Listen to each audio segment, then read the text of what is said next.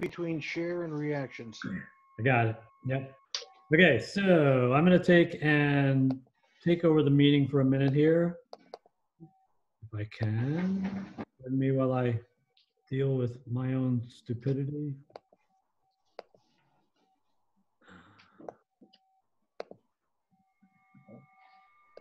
Okay. So good evening, everybody. I'm going to officially take my mallet and call the order, meeting to order. We'll take and we'll get this going and figure out why I can't make myself the spotlight. There you go. There we go. I am going to spotlight myself. There we are. So I have a couple different things to do tonight. Bill Stewart called me about a half an hour ago and said he's jammed up. He doesn't even know if he's going to make it tonight. He's stuck in some kind of a legal deposition for one of his clients, and he's going to do the best he can. So we'll see. So I figured in the meantime, what we can do is do the official meeting and get going. Last chance, I'm going to describe one last time here. Anybody that has just recently joined the meeting, if you haven't done your survey yet, please do it, because I'm going to bring it up in a sec and you'll see what it rolls up into. And then secondary, just as an explanation, we are doing the Asylum Auction of that beautiful burl that Norm has been struggling to pick up. And hopefully we'll be able to get some good money for the club for that. Leah Wild donated it to the club. 100% of the monies from the auction will be donated to the club. And we can surely use it for a lot of other things, which would be kind of nice. So in the meantime, I'm going to take and share my screen, and I'm going to come up to where we're at here, and I'm going to actually show here. Everybody should be able to see my screen, hopefully. And then let me minimize this so that everybody has. We're having feedback here from somebody. Sounds like the day of the Triffids. Yeah, so that's the picture of the burl that Norm sent me. Not shaking, moving. Chris, unfortunately, it's not the bottom, but it's actually a pretty good shot of the size of it compared to Norm's glove and what's actually in there. It's a pretty good size. So it's a pretty nice piece. We'll be using the chat line to be able to use that for the auction. So now as I'm sharing here, I'm going to take and move over here and show you guys. I don't want to mute everybody, but I'll have to if we can't find out who's feeding back on us here. So if, Bill Stewart just showed up. So if you can all just check and make sure that you don't have two microphones that are feeding back, that would be really cool. Otherwise, I'm going to have to start muting people. So hopefully you can see on your screen, this is the results of the survey that I put out. I'm going to go through each of the questions and why I wanted to leave on my stupid phone, why I wanted to leave the sharing open, or the microphones open. I really want to see if I can take and get some feedback on some of these, but we'll go through these questions one at a time. Thank you for everybody that's responded. As you can see, out of everybody, I've gotten 16 responses. I sent out 92 surveys. So there's only 16 responses. So it's not really too, big yet on who's actually thoughts of everybody so far. But Kevin, I still see the burl. You still see the burl? Yeah. Now, hold on. Yeah, I see the burl too. Kevin, can you see me? I can. Hear me? I have everybody else shut down right now, so I can't see you particularly. Can you see the screen now? Oh, the burl. No. Gee, what is going on here? All right, let me minimize the burl. I see OJ's glove too. Yeah. Okay, Hey. hold on. It doesn't fit. You can't acquit. How about now? Do you see Quit the or something. survey? The glove doesn't fit, you must have See the Thank burl you. plus some pictures of mallets on the left-hand side. We see your PowerPoint. Okay, hold on. Let's take now. Do you see the survey? I think you need to change the window you're sharing on Zoom. Yeah, swipe right on your phone, whoever that is. How about now? Jessica's the youngest person on here. She knows her stuff. Do you see the survey? No. No, we still see PowerPoint. Try, the burrow. try sharing the window again from Zoom, the right window. Hold on. Okay, I'm gonna have to mute everybody if we can't stop that. It looks like it's coming from Doug. Okay.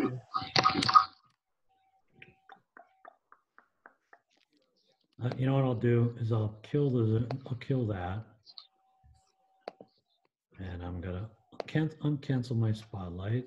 I'm gonna share the screen, and I'm gonna share the survey. How about now? There we go. Yeah, we're good. Sorry, folks. I'm technical, but I'm not technical. So far, we have 17 responses, and I have to thank my wife for showing me how to do this. Apparently, as a teacher, she can do tests and surveys all the time. So I thought it would be a real good thing to be able to use, since it's real hard to be able to really sit in an audience and raise hands and stuff like that, what we would normally do. So what I've really tried to do is put enough of the questions together so that we could talk about it. So far we have 17 people that responded. And what you're looking at is an aggregate of the responses. You can see here where it says 17 responses. And then it doesn't tell me the exact quantity, but you can do some math if you want to. It tells me the percentage. And if I go over to each of the things, it will actually tell me how many are there.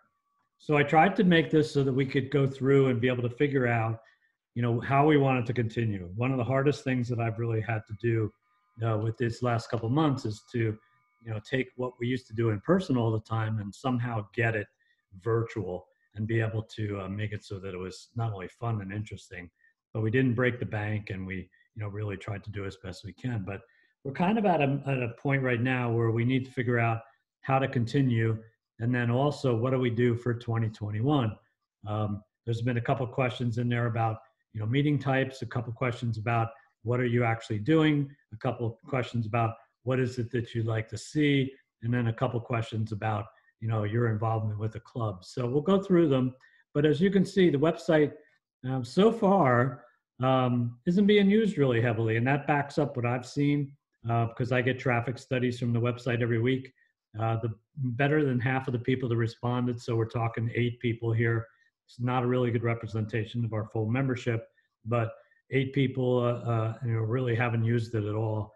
At least 9 people, if I go with the 50%, like if I look at the, pop it up here, 9 people hardly use it. We're paying almost $300 a year for it, so that's kind of a shame. You know, if you do use it a lot more, 5 people said they use it frequently. I was really hoping that this would turn into something more, but we may need to address how we do that. And one of the things that I was thinking is if it's not being used by members, then we have to somehow be able to make it so that we can use it to be more public, so we can use it to generate more members. Reduce some of the security, open up some of the picture sites, maybe open up some of the forums and blogs, and make it so that Google can actually search the website and maybe bring some more people to us. I don't know. I've been looking at a lot of clubs. Norm and I are both on this email chain that comes from the AAW. I get it once a day. And I've been looking at the sites of people that are responding. And I have to say, so far, our site, I would say, is in the top 20% of what I would call quality and what's there. But it's in the bottom 20% of what's accessible to non-members. So we may have to revisit that as we go, but we can address that separately.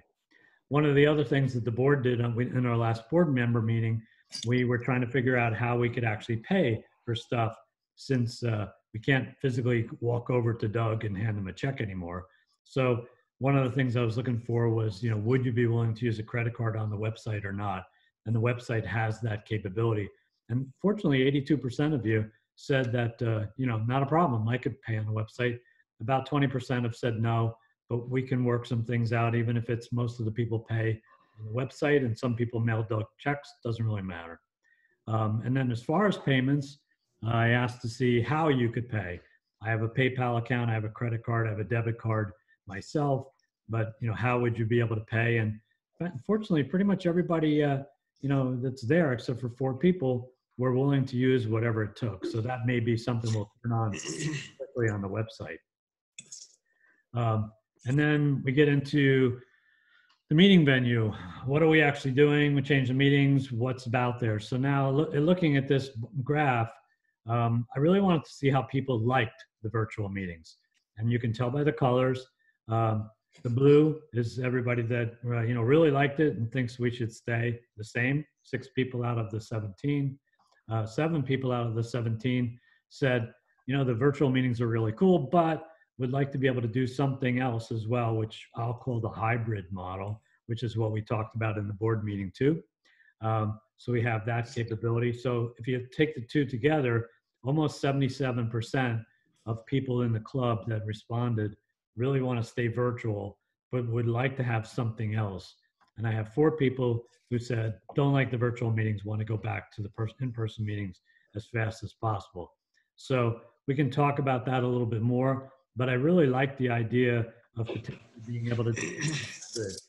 Norm and I talked about this the other day. And Norm, do you want to just pop in and tell everybody what you and I were talking about the parking lot meetings or small meetings in the club? Yeah, sure. When Kevin and I were speaking, I was mentioning that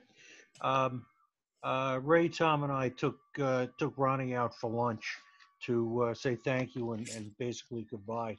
And it just was, it felt fantastic. It was great to get together with friends. And that's so much a part of what we do. So what Kevin and I were talking about was if we could have permission from the church to, during the day sometime, just meet in the parking lot. I would get there early, mark out some spots that were socially distant. Those who want to come, bring a chair. And those of us who want to come, just sit there and bring along a cup of coffee if we want, and just talk to each other. Make believe we have some carrot bread from Bob or whatever, and just just kibitz, just stay in touch like we do at the monthly meetings, at the normal monthly meetings, and the kinds of things that we miss because Zoom just isn't quite that natural. Yeah, and the other thing we talked about too, and I think I talked about it with Ray, I'm not sure who it was the other thing is to do maybe a half a dozen people, 8 people that would go to the church and actually be able to put a demo together that we could broadcast out to Zoom to everybody else.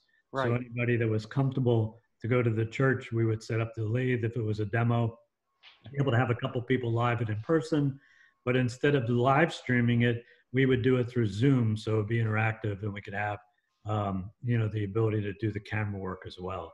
So those are some possibilities we're thinking about. How that actually comes about, we'll actually see, and go from there. So somebody just asked me if the bidding is open for the borough. Yes, it is. Please feel free, and we can get going on that. And then let me go back to share my screen here again. This is harder than doing it in person, I have to tell you. Let's see. Okay, is everybody, hopefully you can see the survey again? Got it. Okay, cool. So like I said, about 75% of the people that are on this so far, 17 responses. And if you haven't done your response, you can go in and you can do this even right now, and be able to do it. It's actively live updating, so I'll be able to tell. And then I wanted to see an interesting thing. If you in fact said you wanted to go see live meetings, would you go? Seems stupid, but in fact, a lot of people have said to me, I think we should be having live meetings for the club to be able to succeed, but I don't think I would go yet. So I asked the question. So 47 people said that 47% of the people, 8 of the 17 responses said yes, they would go.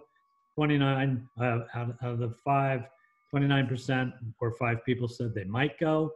And then 4% said, nope, not going. So we have literally 9 people that may or may not go, even though we had more than that saying that, you know, they would want to have the meeting. So something to consider.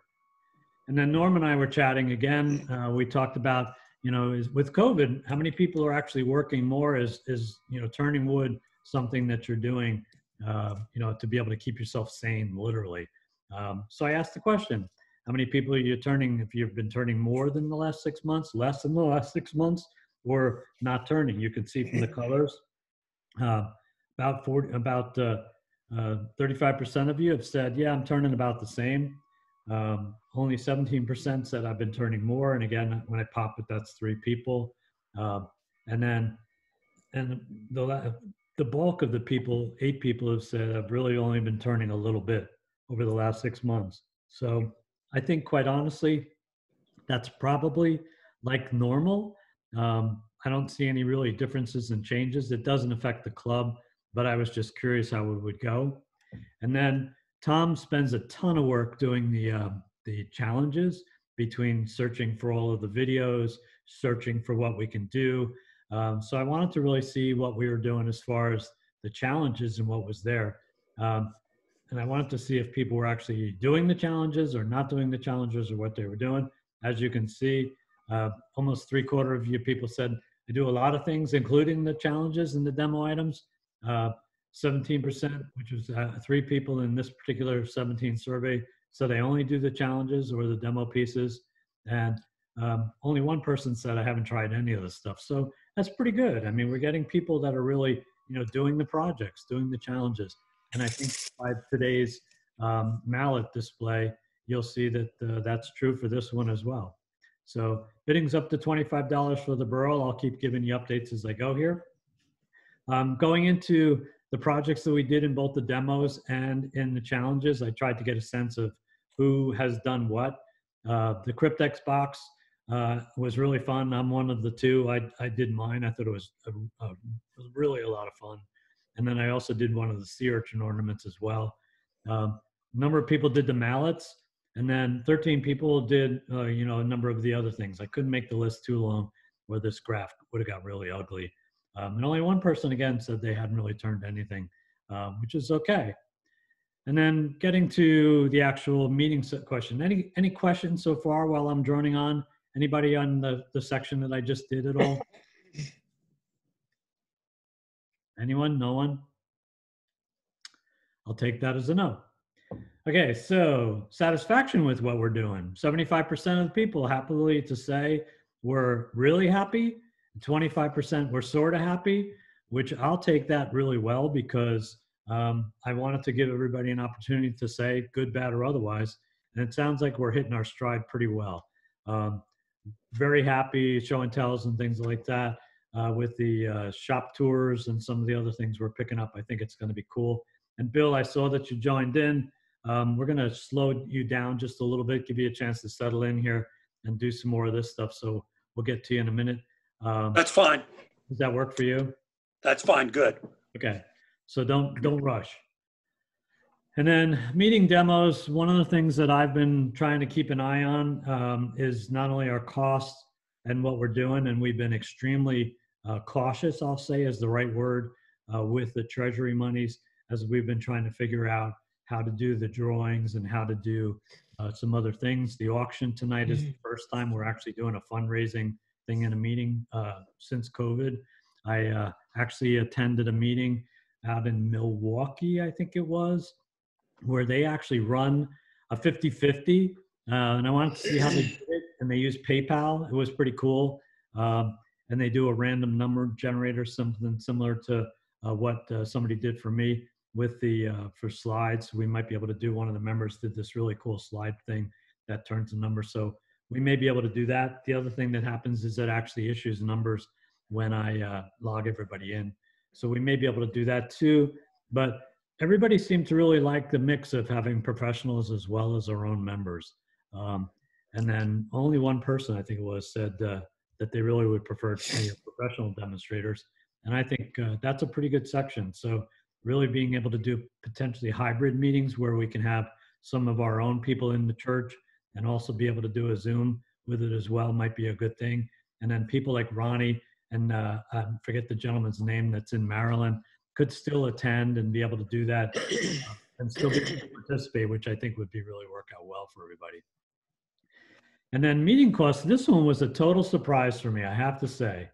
One of the things that I've noticed on all of the AAW surveys, and Norm, if hopefully you've seen the same thing, almost all of the clubs charge the members an additional fee when they have a professional turner.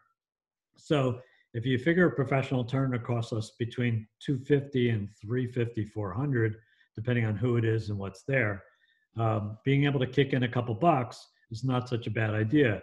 The other thing that a lot of them do, similar to what North Jersey has been doing, is they open up the meeting to other people. And the meeting I actually attended was open attendance. Anybody that wanted to could come in just as long as they paid the fee. So I was surprised. I put in $5 first, and I thought, man, that's kind of low. So put in $10. The majority of you said $10 for a professional demonstrator for a meeting would be more than fair. So I'll take that. As somebody else told me, I'm saving money because I'm not buying $5 strings of lottery tickets, and I'm not buying $5 of, you know, the auctions and the other stuff. So instead of putting $5 towards some of the drawings, I put it towards the demonstrator, which would be really cool. So that may give us some more freedom going into the future. And if everybody is okay, we're going to probably take and do that with some of the bigger ones. Cindy Drozda was mentioned to me, and she was actually somebody I've been trying to get because I was astounded with her demo. It's so, so good. But she's also $350. So yeah, but her professional quality on her video is outstanding. Yeah, it's extraordinary. It's really extraordinary.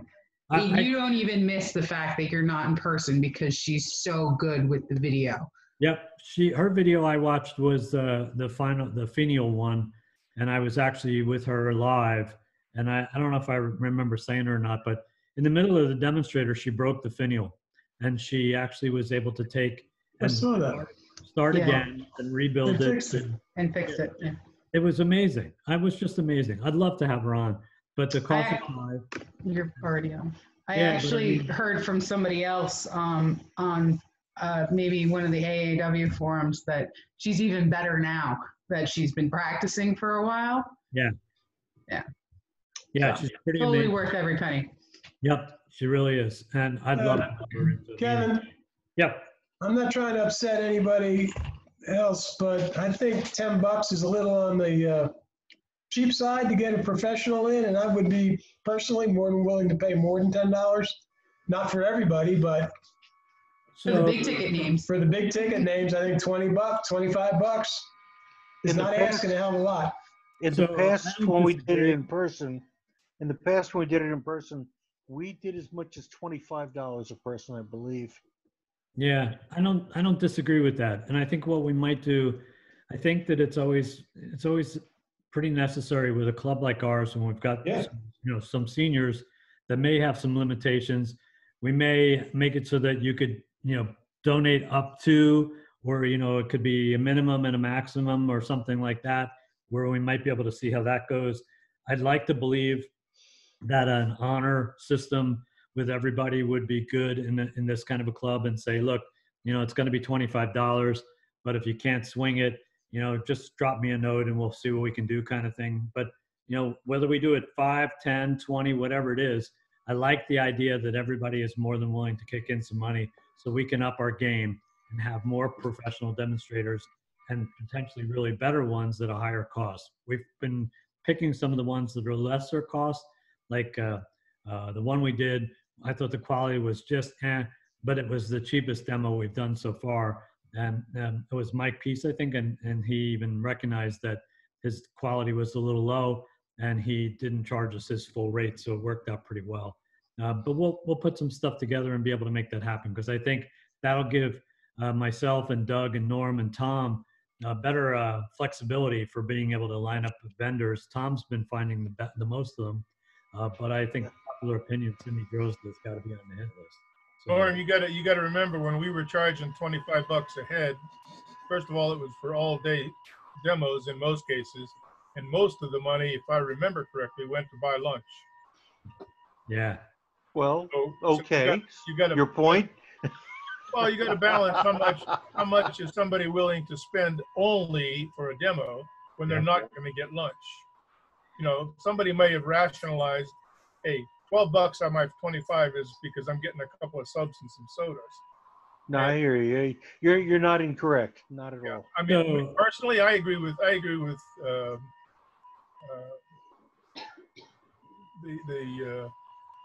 I'm drawing a blank here. Jody's dad. Sorry, George. Sorry, George. Just senility set in.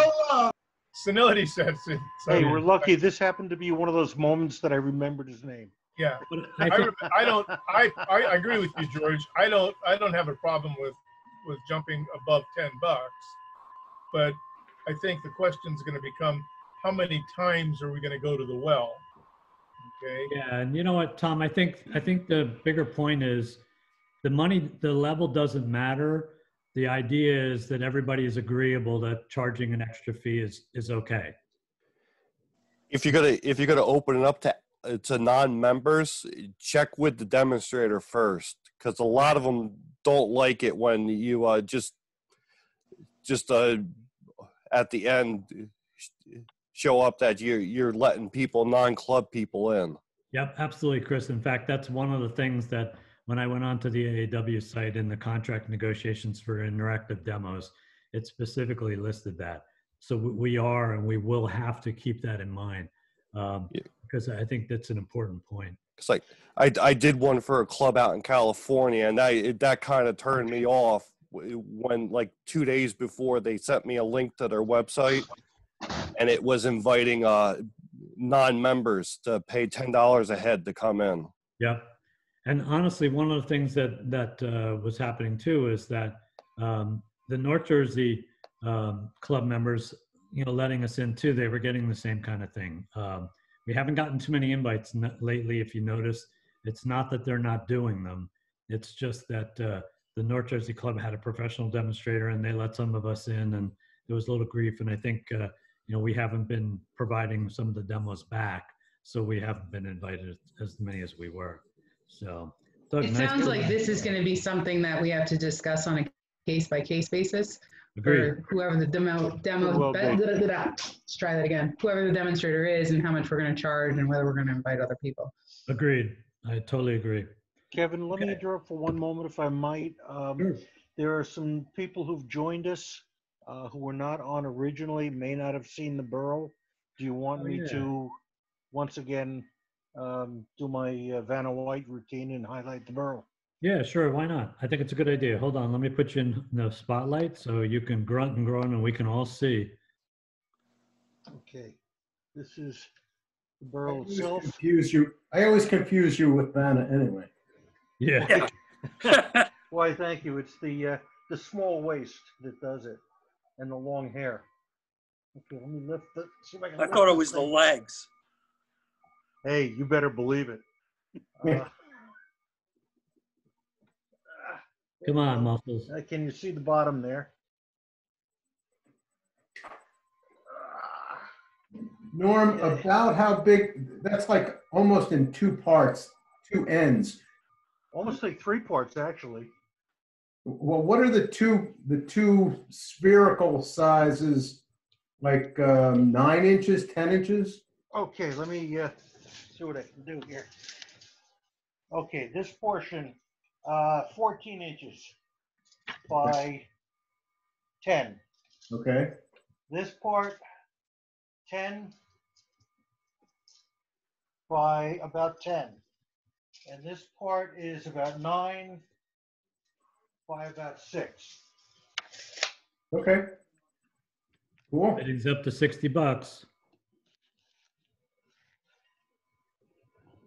And it probably weighs 50 pounds.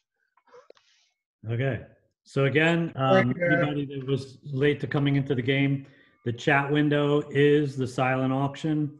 You can see the posts of prices, who's posting in there, and that's actually where we're going. That all proceeds are being donated to the club. So if you want to participate. Any other questions for now? Otherwise, I'm going to go back to our graphs and we can go through this and finish. I have one other question.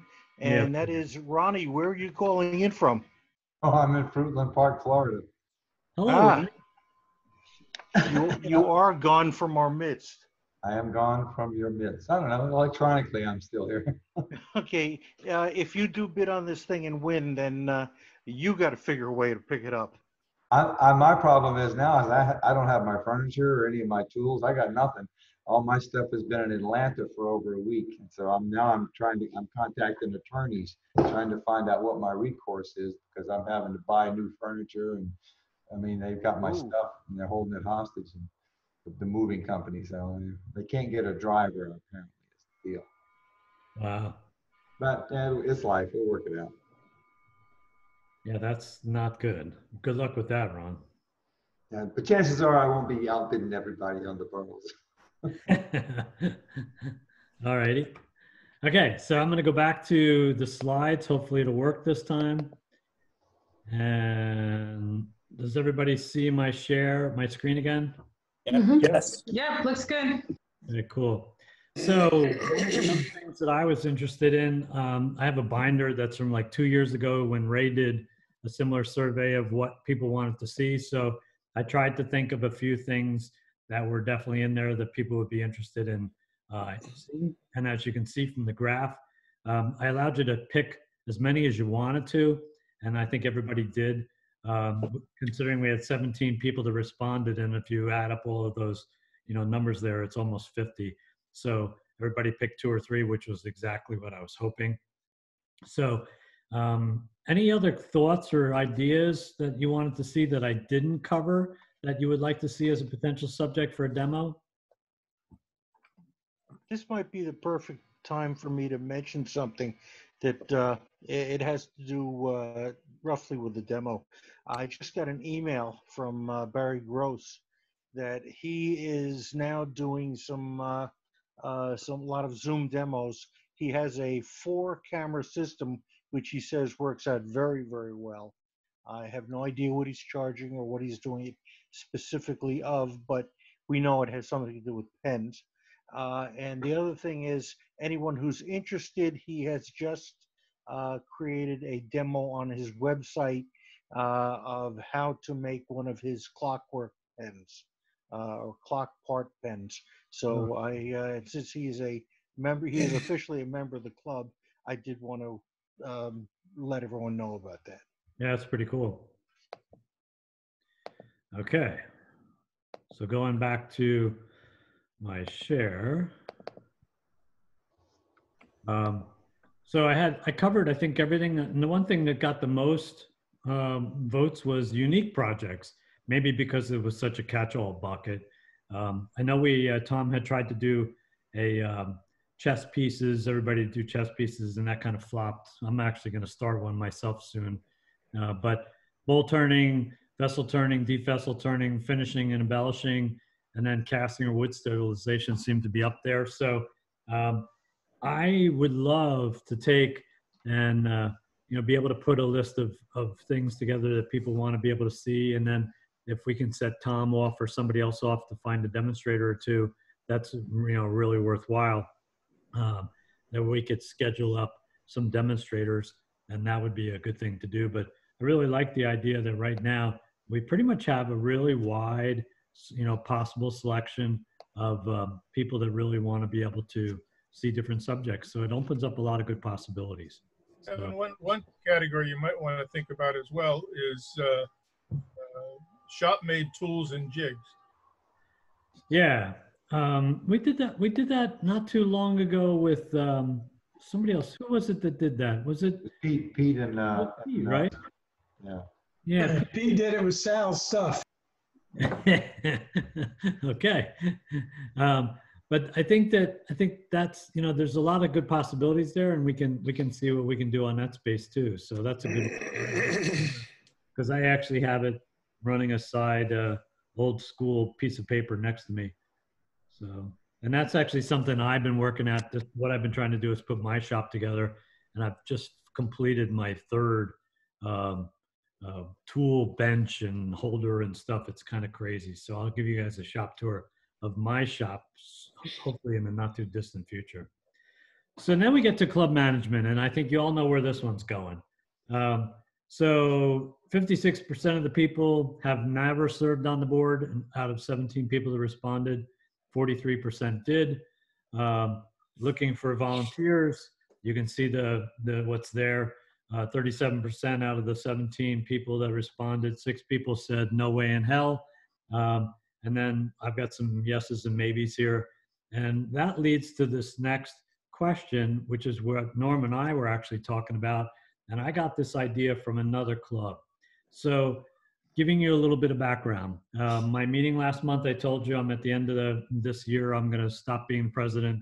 And my reasoning was that I really can't be the person that's going to be there at the meetings. So I've been looking for different things to be able to do that. And one of the other clubs uses a meeting coordinator. And basically what they've done, and I can't remember the name of the club because it was a running dialogue on one of the other websites that I was on. The board basically takes and runs the club. So the board is responsible for figuring out finances, what the club can do, surveys like I'm doing here to be able to set the tone. And then one person or multiple people, could be one person per month, or it could be, one person for the whole entire year.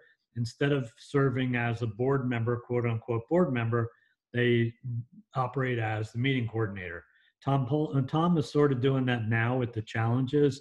Tom finds a good subject. He puts all the background information together again, and then he does the actual publications. Everything you read on the challenges that I put out, it's put out by Tom. I just rebuild it and put it into the website and be able to distribute it that way. But Tom's really been doing this for the challenges. So what it would allow us to do potentially is it would allow us to be able to have a couple people to be able to run the meetings as opposed to it just being the board. And that was the basis for that. If it could be done right, I think we would get a lot more volunteers too, because right now, I'll be right honest, and Ray's not in the meeting tonight. He had to go to a party, but Ray will tell you, I'll tell you, this is not easy. There's a lot of work that's done in the background and the behind the scenes that you don't see. For instance, building the survey, the test runs where we do the shop tours, the meeting planning for some of the other things. There's a lot of work that I do. I probably put in anywhere between 10 and 20 hours between meetings to be able to make sure the meetings come off okay. Norm, similar. Tom, similar. We're all doing a lot of stuff trying to be able to make it so that stuff goes on. So trying to be able to take that time and split it to somebody else might be able to way to do this. I'd love to know what anybody else's thoughts are, but that's the reasoning behind this. May allow us to have more people volunteer for president or vice president or treasurer, because some of the responsibilities would be lightened up by being able to have a meeting coordinator. Any thoughts on that? I'll say this about that. It might seem like a daunting task to have to plan the meeting and please all the people. But if you think about it like, hey, there's something I'm interested in and I want to learn more about it, and then you plan the meeting and find the demonstrator, then you get to tailor it exactly to what you're looking to find out or learn, and it turns out to be an interesting way to learn a bunch of stuff. I have another club, and this is kind of how they run it. They have a committee that picks the topics. They get feedback from the club as a whole, but they have a small committee that does the planning of the meetings and the thing they're going to learn. And usually that's how they pick the thing. Hey, I want to learn how to do whatever. And then they go about figuring out who's best to teach them that. And, it's a cool way to tailor your club for your purposes. That's exactly what this other club is doing. And that is really the model for what I was hoping to be able to do with this. If we could come up with something like that, I think myself included, would be more able to be able to stay on the board and do some other stuff. So I don't know where to take that other than to put it out there and say, it's something we're considering. If we could put together a schedule for the beginning of next year with meeting subjects and people that would run the meetings, might give us a little more time and little bit more possibility to get some other people to be able to volunteer. But it's an idea, and it's something we can think about. And COVID kind of changed it because I think Ray had to be at everything. And I think one of the things that Ray ran into troubles with his family and himself is it's pretty demanding. And then you're putting in all of the other time. Myself. You guys as a board, from my experience of being on other boards, you guys do a lot. And I don't think it should be that way. I think the club itself should take a bigger a bigger participation in what their club is doing. I think if you make your programs committee more of a come and go, rotating basis, you don't have to do a whole year commitment. You might find more people willing to commit or try and commit. Yeah. I don't know. Needs some ironing out, but it's definitely something that you guys, I keep saying you guys like I'm not a member of this club, but that we should do because this board does way too much. It's a lot. Kevin, I think Jody has some good points there, and I just want to go on record. You know how I feel, but I just want to go on record with the club, letting them know that I endorse the idea. I think it's a great idea to have 3 or 4 people who can rotate it. You know, you're planning for 4 months down the road or something, but the point is that one person doesn't have to bear the responsibility of all of the meetings. If I could throw in I would suggest a mini committee of maybe 3 people, and you know that you're going to be on it it'll go through a series of years. I mean, 3 years of being with other people is okay because it'll help you get to know other members in the club and learn from other people about what kinds of resources there are for speakers, etc. But by having a multiple group of 3, you get 3 opinions at least, where if somebody had to back out for a given meeting because of some other commitment or a problem in the house, you'd have 2 other people to fill in the gap. And among the 3, you could always choose, well, hey, I got somebody good for that project or this month. Then the next month, you might have a better person to suggest. So you could share the load, and with 3 people, you get a modicum of opinions. And if they all agree based on a questionnaire, if you will, every year about what kinds of topics they'd like to see, then they can go after it. Exactly. Yeah. Many hands make light work. Yeah. Ronnie, I saw your hand raised.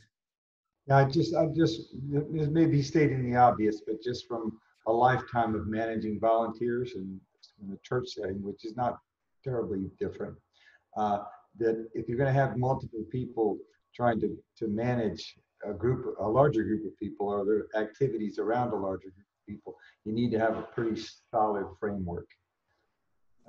You know, like if we were organizing a work day to paint the building or something, there would have to be, all of the materials would have to be there, all the you know, the jobs would have to be outlined ahead of time. If you just have people show up to do stuff, it can cause you some trouble.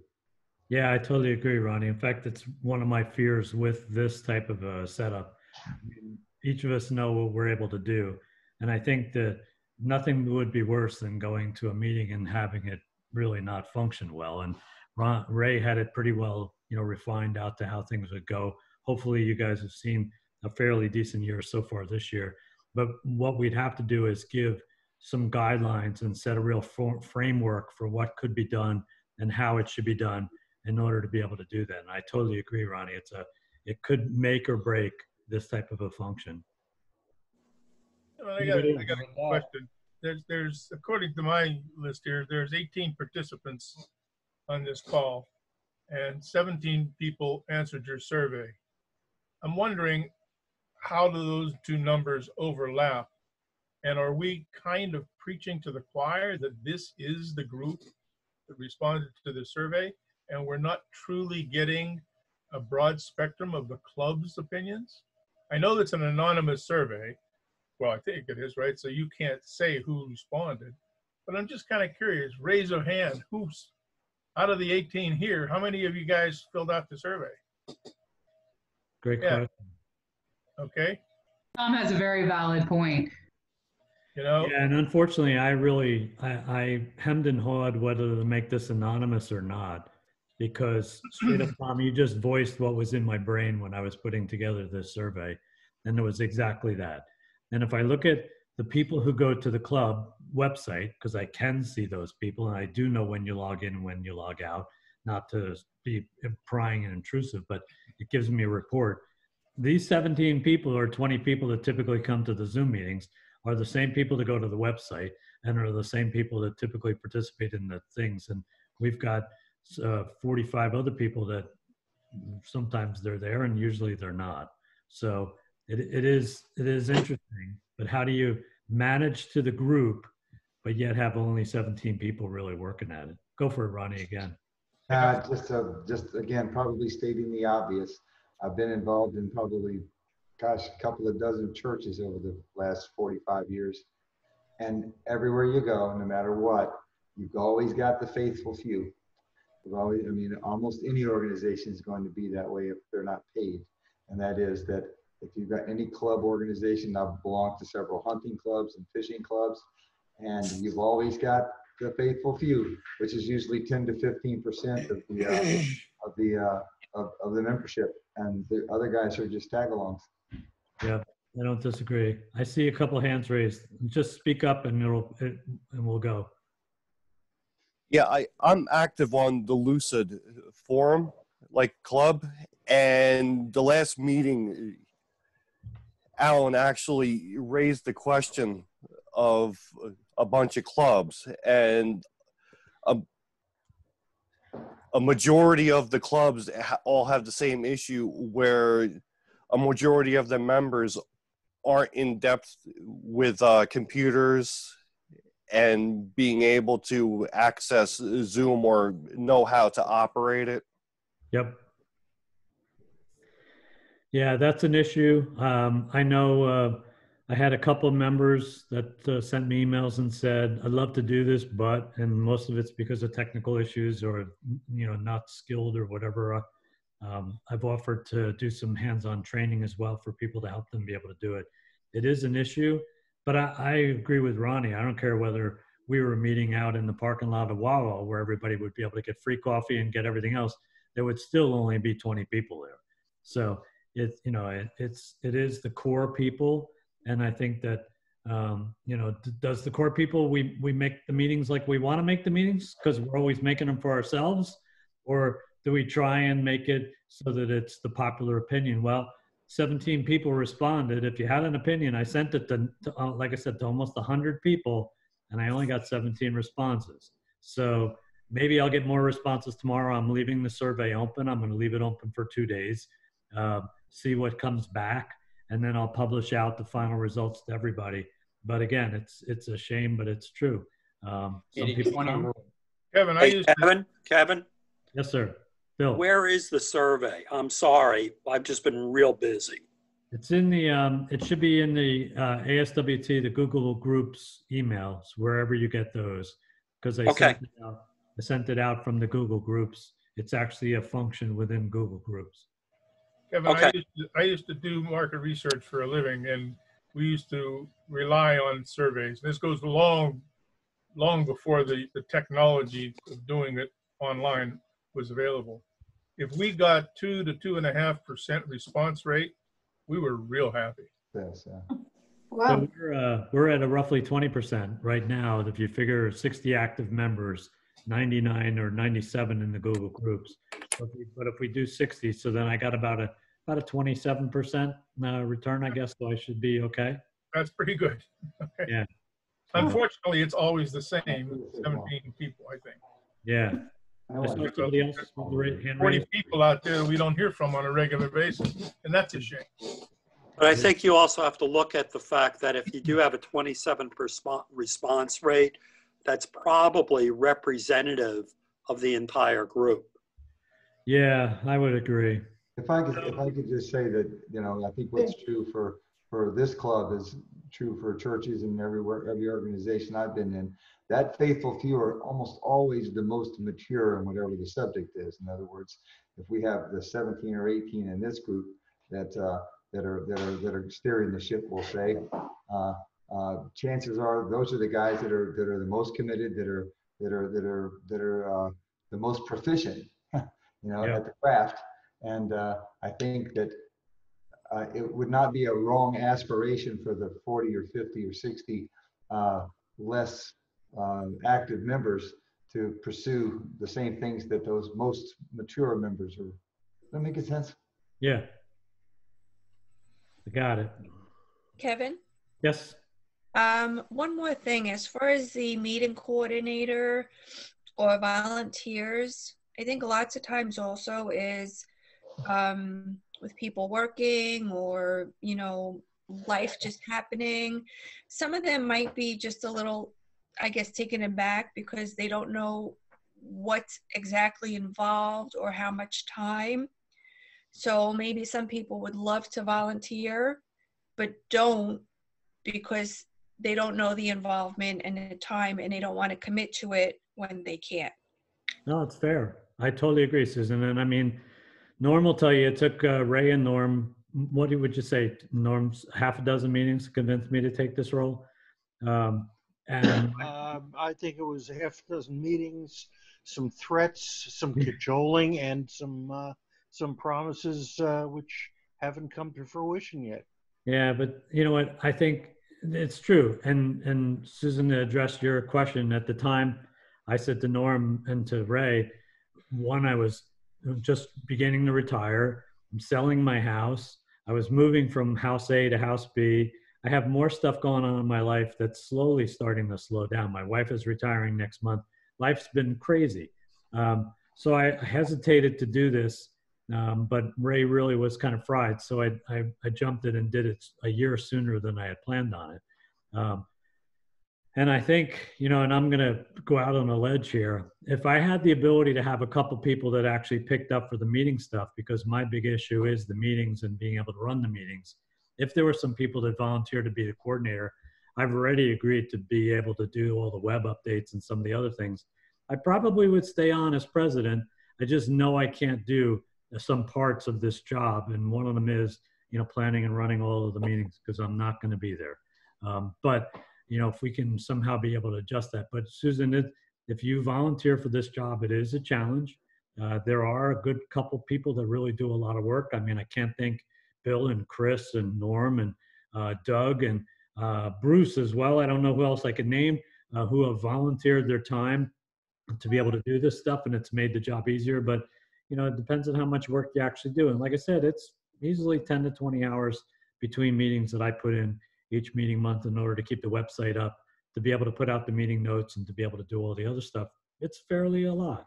So if that gives you some idea or some scope, that, for size, that would be it. But we're going to have to address that somehow or another, and probably won't be tonight, but we'll address that again on another board meeting that we can have after this. But I think we've got a lot more input than we ever had. So, sorry, one more thing. Yeah. If possible, even though a lot, like, you have more members, but they are not currently here, maybe if an email goes out with a brief description of what's involved, how much time, and let people know that you can train them or you can guide them, or, they don't have to, they're not going to be thrown into it, but they will have assistance to learn how to do it. That might, kind of ease their mind and make them more apt to volunteer as well. Yeah, I think that's a great idea. Thank you. You're welcome. Any other thoughts or comments? And then otherwise, Bill, if you're ready, we'll get ready to do your shop tour. Yep, I'm all set. Okay, so one thought, Kevin. You said you're recording this? I am. And are you making this accessible on the website? Yeah, in fact, Ronnie worked really hard putting together and separating out the old YouTube site. And again, Ronnie, thank you again for doing that. I actually figured it out last week and got it so that I took over ownership. I am putting these together, and then what I do is it'll be compressed out, and then it will be posted up on the YouTube site, the ASWT YouTube site, so you could watch this in the future if you wanted to. Well, what my thought was that the rest of the people who aren't here tonight might want to see this you could post that to the email group, and tell them, this is what you missed. If you want to go look at it, do. I think it's a great idea, and we'll absolutely do that. Unfortunately, I have 2 of the recordings here, and I had technical issues. I lost the hard drive. I think people that were in the meeting last month heard that. This month, hopefully it'll work okay. It takes it about 4 hours for it to actually convert it into a recording for YouTube. It's super slow. But hopefully by tomorrow, I will have tomorrow's meeting up on the YouTube, the ASWT YouTube site. And if it works, I'll do exactly that, Bruce. Yeah. What I would suggest, and I agree with Bruce, but don't direct people to the website. Send them the actual YouTube link in the email. I think that's probably a better idea. I think people would probably be more likely to click on a YouTube embedded in an email than saying, "Oh hell, I got to go log into the website. What is my password anyway?" All right. Yep. Totally agree. That's what I did whenever I was putting the demo videos up. Was I just put a link in the email, and just a heads up for you, Kevin. You don't have to compress those videos. You upload them to YouTube. They have an algorithm that compresses it for you. Actually, it's Zoom that has to compress it. It's coming. The whole time frame is from Zoom taking this to giving it to me in a file. Oh, okay. You have to compile it too, because Zoom separates the audio and the video. Exactly. Yeah, it takes it almost 4 hours. I don't have to do anything. I just say start and it does it in the background, but it takes it about 4 hours to do it. It's never taken 4 hours for me for my demos. Yeah, well, so far the last 2, it took 3.5 for the last meeting, and it took almost 2 3/4 of an hour, and then the damn hard drive blew. So that was the end of that. But anyway, bidding's up to $75 for the burl. Yay, so far, Doug, you got it. And let's see where it goes from there. But Bill, I'm going to take and highlight you over. Jody just upbid him. Yeah, Jesse, I see you just raise your hand for something quick. No, I just hit the wrong button. My bad. No worries. I'm going to take and highlight Bill. I'm going to stop my share. And I'm going to spotlight Bill. You are now spotlighted, Bill. Okay, real good.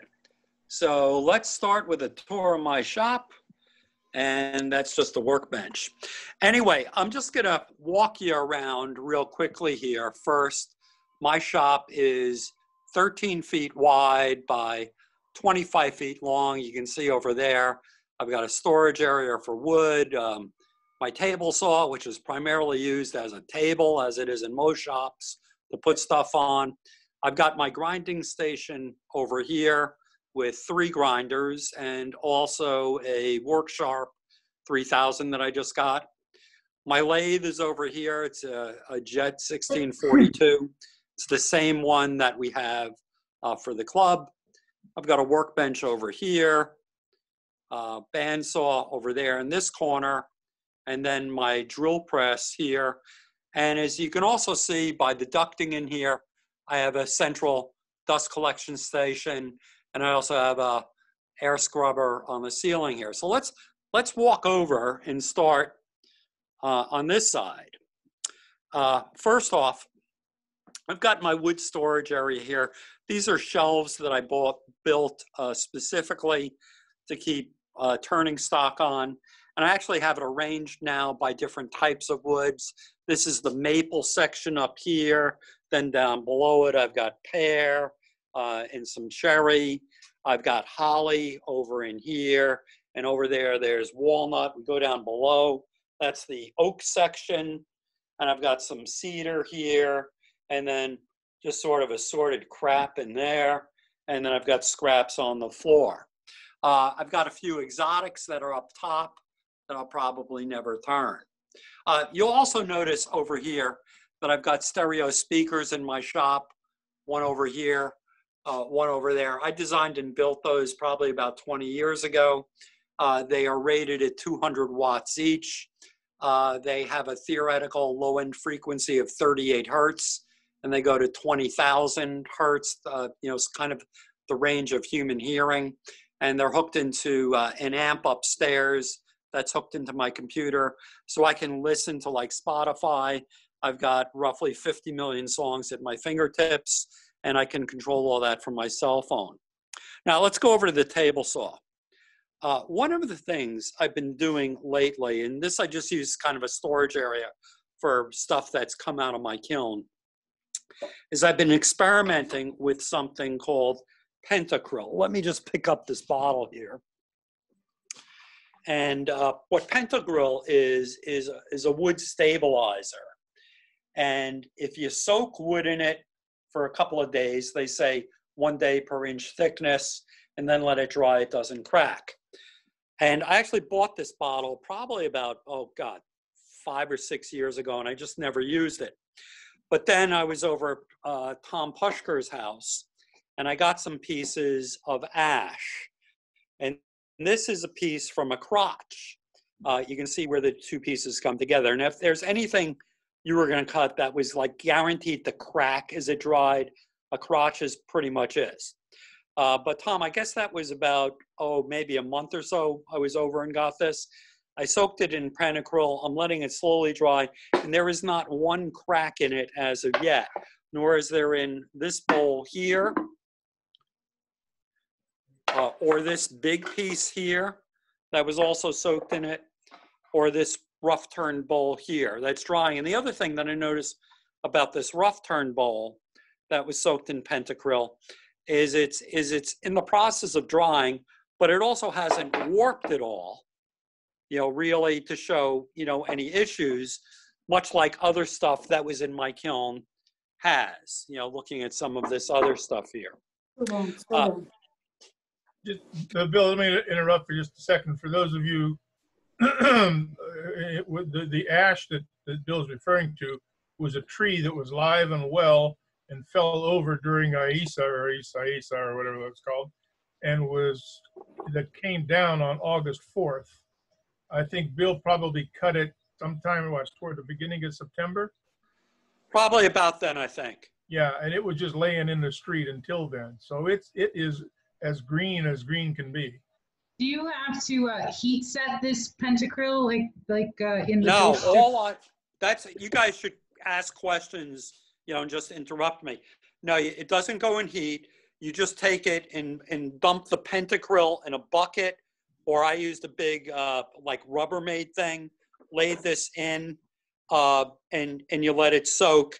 The directions say per 1 inch of thickness of wood, let it soak for a day.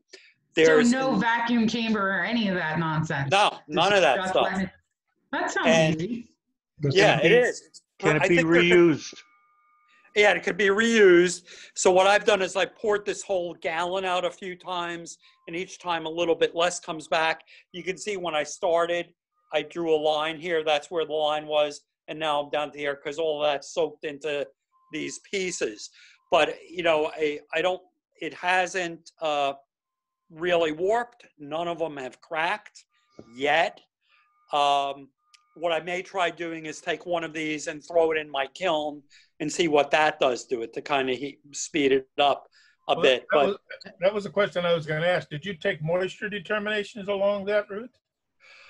I took moisture determinations like a couple of weeks ago, and I was probably down to about 18% moisture in most of these pieces. So, I mean, it's still got a ways to go, but it's not like fresh cut wood anymore. It does seem to be. Is the Pentacryl acting as a drying agent or a stabilizer? I think it does both. Oh, interesting. I really think it does both. There's an endorsement on the Pentacryl website by some turner that uses it. And he says he takes like a bowl like this and he soaks it for like a couple of days. So he doesn't go by what they're saying of an inch a day per thickness of wood. He's doing it more than that.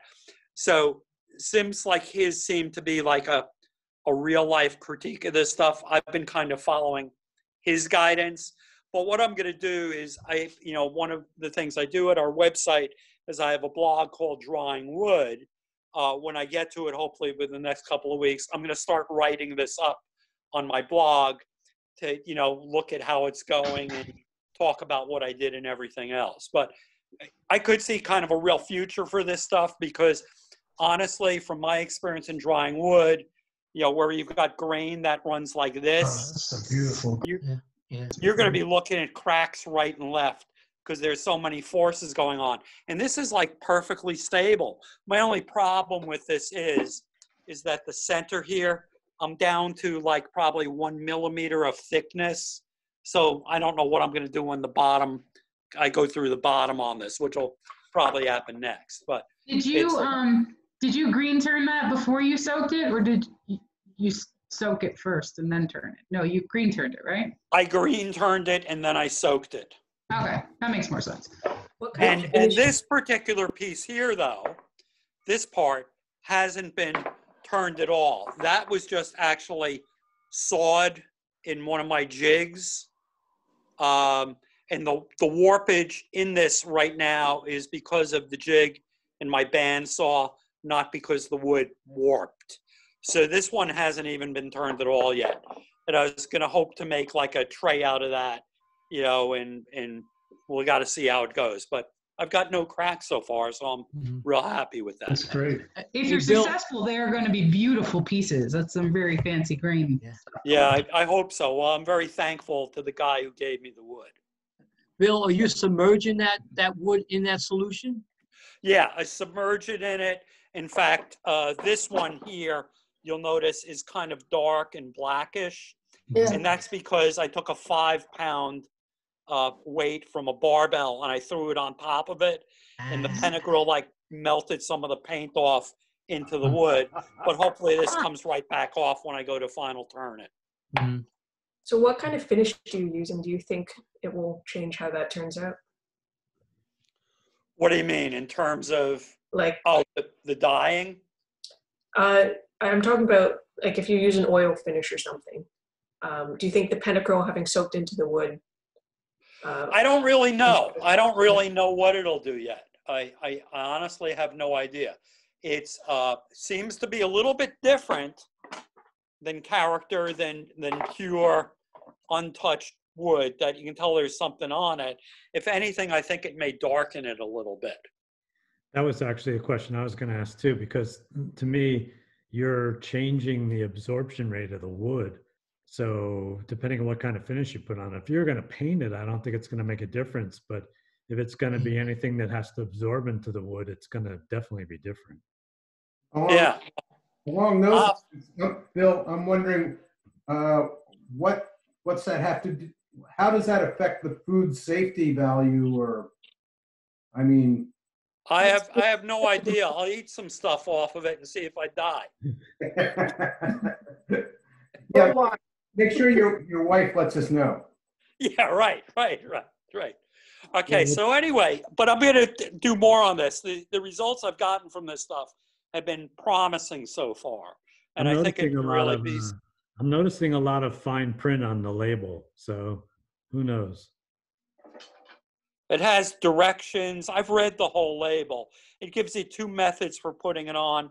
One is brushing it on. You see method 1, brushing, where they say brush it until it doesn't hold anymore. And then number 2 is soaking, which I've done. And they say after it, let it dry. And they say at the bottom right here, you see where it says 24 hours per inch. I've been giving it more time than that. I'm impressed. I don't see any skull and crossbones on anything. So yeah, well, and so far so good, but who knows? The game isn't over. Yeah. Over here, we go over and we've got my grinding station. I've got 2 wheels on my main grinder here, slow speed grinder. They're both CBN. This is an 80 grit wheel, which I'll use on scrapers and for reshaping tools. And the one on the other side is a 600 grit, which I really, really like because with the jigs I use, it doesn't take a whole lot of metal off and it brings back a really good edge real fast. And then I've got, you know, a standard grinder over here with a stone wheel and then a wire brush. And then I have a small grinder over there, which I hardly ever use, with buffing wheels on it. Up above here, I've just got shelves that I've put in. You will notice throughout my shop that I have 1x6s nailed to the wall like I have here. And the reason why those were there is because when we moved into this house about 17, 18 years ago, there was absolutely no wiring in the basement. So I figured what I'm going to do is I'll go and nail these 1x6s up. I'll staple Romex to it. I'll put in boxes, and I did all that, and it worked fine. But then I found out that that violates pretty much every electric code out there. And I figured I would never get a CO to sell the house, so I had to bring it up to code. What the code requires is that any exposed wiring be in either armorated cable, as you see up there, or hard conduit, and any of these outlets that is over concrete has to be a ground fault outlet. And then if you go up to your shops to the ceiling, any wiring that's up in your ceilings has to go through the joists. It can't be stapled under the joists. And you'll also notice, I can't see it here, but any of the conduits that feed from the ceiling go up over the joists before they come apart. Anyway, let's move over to my lathe. This is a jet.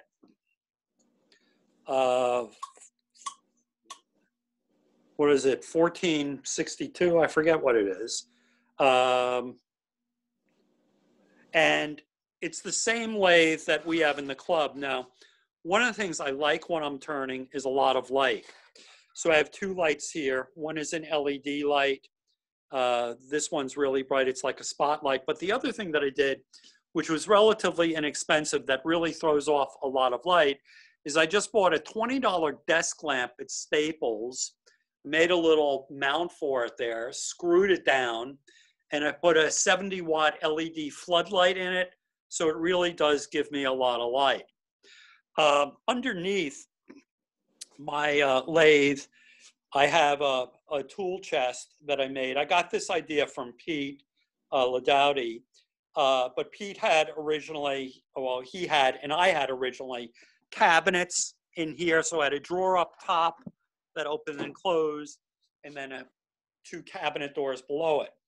But after about a couple of weeks of bending over to get crap out of this and not knowing what was there, I took it apart and I converted this all into drawers so that I now have like places for sanding discs. I made trays that are movable back and forth that you can slide, and I've got that all throughout it. So it's a real, it was cheap, inexpensive, and efficient way of storing a whole lot of lathe stuff and have it right at my fingertips. One of the problems with the chest of drawers here that I built is shavings that would fall off the lathe and get into the drawers. So I then put what amounted to like a drip rail here, but I still get stuff that bounces off of me and then gets into the drawers. So periodically I have to vacuum it out. Close the drawers. I do that, but there are little spaces between them, so stuff still gets in there. You know, it's amazing. You know, you can see, you know, not a lot because I cleaned it recently, but I still have that problem. I've got a tool rack here, and I also have, I started doing some carving. I think shaft carving tools are relatively inexpensive. They're a great buy, good value, but you're gonna have to like sharpen them and reset the bevels on them when you get them. The only problem that I have with these tool racks for my carving tools here and, you know, my traditional carving tools over there is when I'm turning, I throw shavings all over the place. So I get all types of shavings that get stuck in these racks and behind them. So it never is like this clean. You know, and the problem with shavings also is I've got this workbench behind it. And while I have a plastic curtain that's on a piece of PVC pipe that I roll down, you know, which goes all the way to the floor. As soon as I do that, I always need something out of one of these drawers here. So, I mean, if I were ever to move or recreate my shop, I would want to put my lathe in a place where shavings are not going to fly over workbenches, tool racks, etc. On this side, I've got my bandsaw. This is a Rikon 10325. I generally like it. I've upgraded it, the bearings on it, as well as the tires. It's a pretty gutsy saw. It's has a 1.5 horsepower motor. The thing I don't like about it is the light is only on this side. So I just added an LED light on the other side of the saw, so I now can see all over the place. My compressor is in the corner. As you can see, I've got black pipe that runs up the wall here. I've got a quick connect on the bottom of it, so I can plug the compressor into it. And our garage is like right up above that wall here. So I just connect it up, and I've got compressed there to rotate tires, or I put an extension hose on the garage outlet, and I use it to blow out our sprinkler system. My drill press is here. You know, I use it quite a bit.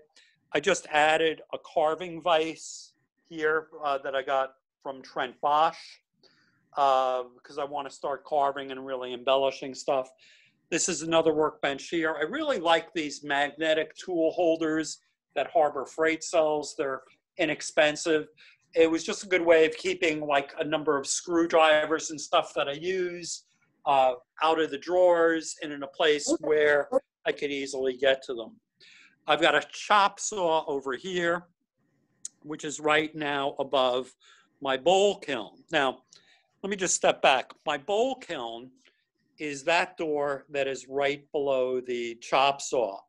I had this open space on my workbench, and I was thinking about a kiln, so I said, well, if I just enclose that and insulate it, it should probably turn into a pretty good kiln. To measure the temperature, I have an indoor-outdoor thermometer up here. As you can see right now, it's 141 degrees at 1% humidity inside the kiln. And if I open the kiln up, I've got several bowls in it that are about near dry. This one, which is a big cherry bowl, you can see how warped it is. And I've got two other vessels. This one is really pretty interesting. Let me just stand it up here.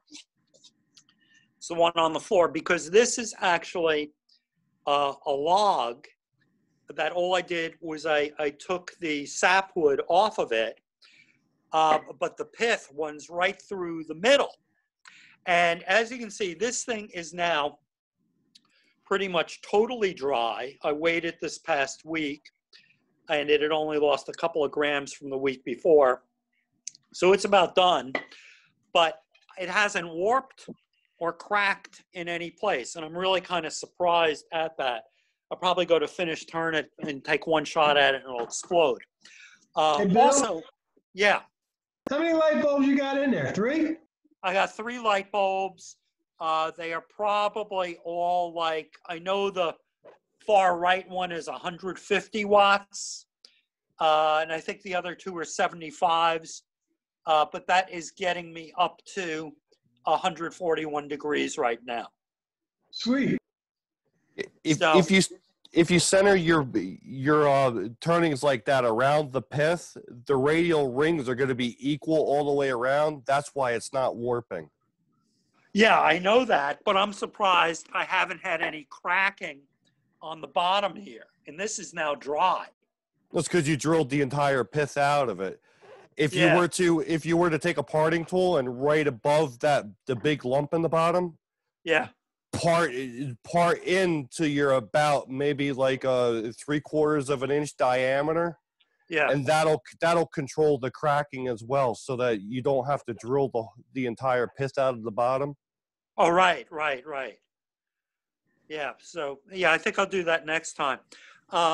But anyway, the other thing that I did is, you can see in the back here, is I added a fan. That black thing is a fan that's on, and the fan blows right on the light bulbs, and it does really 2 things. It dissipates the heat, so it kind of creates like a convection oven in here, so I don't have hot spots and cold spots, but also it makes the light bulbs last longer. So overall, I'm real happy with how the kiln turned out. I've used it for a lot of things. If you are going to build a kiln, it's real important to let your stuff set for a while, at least a couple of weeks, to stabilize after it comes out of the kiln. You know, over here, I've got more shelves for tools. I've got a sanding station, a jointer. One of the things that I don't recommend, which I did, is put your furnace inside the shop, a furnace inside your shop. We're on our second furnace for this house. And the furnace guys claim that dust damaged the other one, but I really don't know if that is for sure or not. So I've been real careful. I now have a dust collection system. Now, one last thing, if we just walk out here, now outside the shop, this is an area, it's just a utility table in our basement that I use as a finishing area, you know, because I'm out of the dust and I can let stuff sit.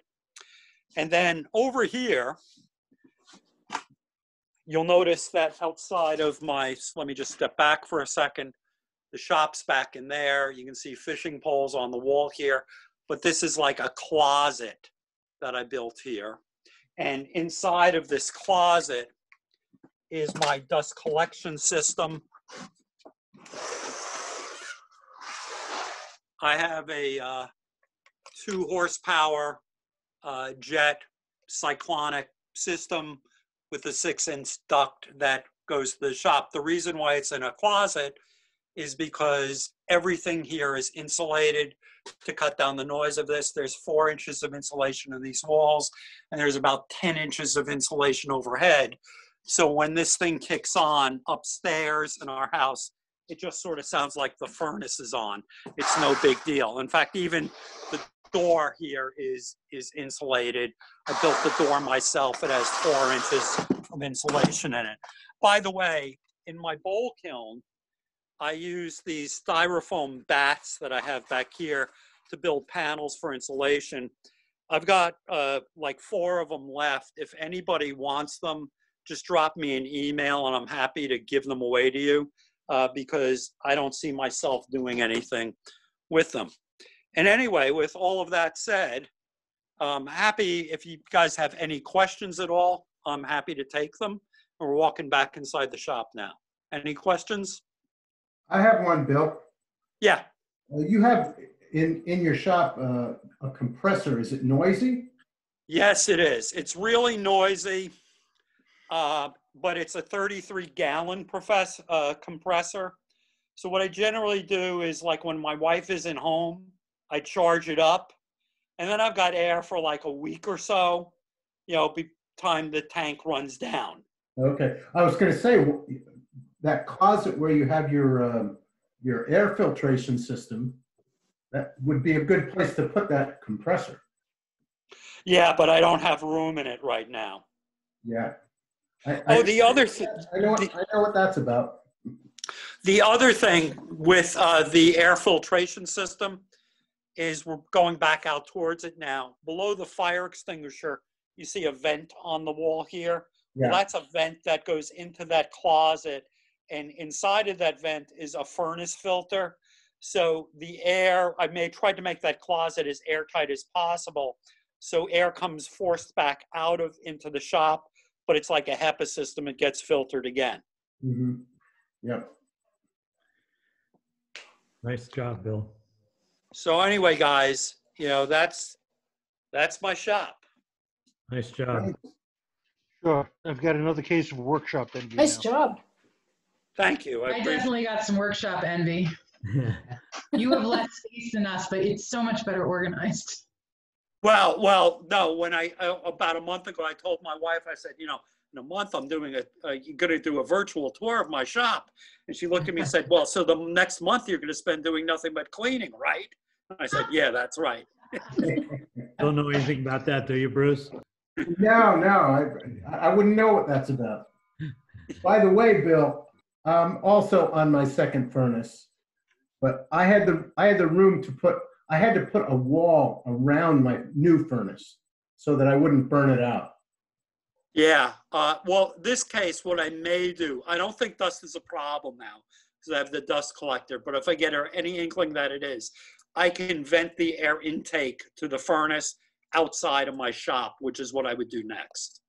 Yeah, it's not the air intake as much as the ambient dust level getting into all the nitty gritty stuff. Little parts. Yeah. Little Yeah. electronic parts. Yeah, but I would be able to tape it all off, but for that air input. Yeah. Hey, Bill. People love us. Yeah. Bill, could you explain your dust collection a little bit further as far as, are you running 6-inch pipes throughout the whole shop? No, it's 6 inches. Let me just go back to Thanks. me here.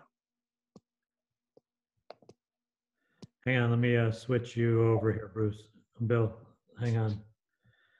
I have to bring you back into the focus. Hold on. Sorry, everybody, while I play here. I have to bring, hey, Bill, talk while you're doing it so that I can see you. Yeah, can you see me? Yeah, otherwise I lose it. Okay. Oop. Can you see me now? Hold on. No. I got Pete. There we go. There we go. Okay. There you are. Let's reverse the camera. There we are back again. The dust collection system has a 6-inch pipe that comes out of or into the system. By the way, if you do ever decide to go buy ductwork, don't go to Home Depot. You should go to L&H, or I guess what's called Ferguson's now, because they're a lot less expensive. And also Home Depot only sells 30 gauge stuff. And if you go to Ferguson's, they've got 26 gauge, which is thicker and goes and produces less noise. But I have a straight run of a duct that's 6 inches straight pretty much down. And then I come off of each one of these in a Y, as you see here, our first one, and I come down the wall, and there's a blast gate there that I can turn on or off. And I've got the same over here, one that runs over to my sanding station, which the hose is down right now, it's not on, with another blast gate. Then I have one that comes down here to my lathe. Now, you see here I have a dust hood. Mm-hmm. And what I normally do with this when I'm turning, I only keep it on when I'm sanding, but generally, let me just put down the phone for the second so you're not going to see anything. Generally, what I can do, now I'm picking it up again, is generally what I can do is wedge the dust hood in between the banjo and the lathe, and this is on, so I'm sanding here, and literally all that dust is just being sucked right in there because of the power of this thing. You also notice I have chicken wire over the front of it. After I've lost about 18 different sanding discs, I figured, and they wound up into the cyclone, I figured this was a good idea. So I can grab them and I don't lose them for good.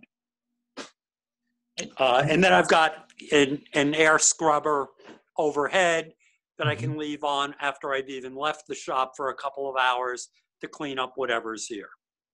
And all them auxiliary runs go down to 4 inches, Bill? Yeah, they're down to 4 inches. If we have 6 inches is the main line, and then they drop to 4. Yeah. And the important thing with it is try to have as few bends as possible. Because I remember when I was engineering ductwork on an addition of a house that we used to own, I had an HVAC contractor tell me that each elbow that you put in ductwork is like adding 15 feet to the run. Wow. Or what it does for the pressure inside of it.